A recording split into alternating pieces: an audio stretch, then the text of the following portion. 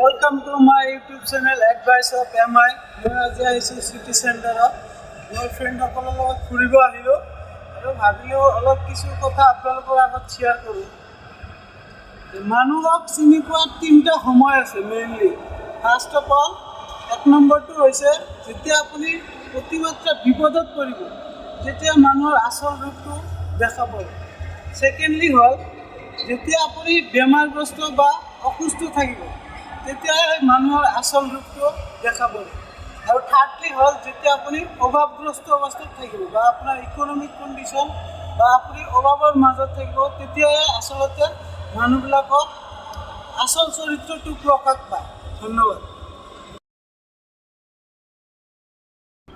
যিবোৰ মাছৰ কাঁইট বেছি থাকে সেইবোৰ মাছ চাব সোৱাদ বেছি। ঠিক তেনেকুৱা যিবোৰ মানুহ বেছি হওক সিহঁতৰ জীৱনত বেছিকৈ কষ্ট হয়। ধন্যবাদ।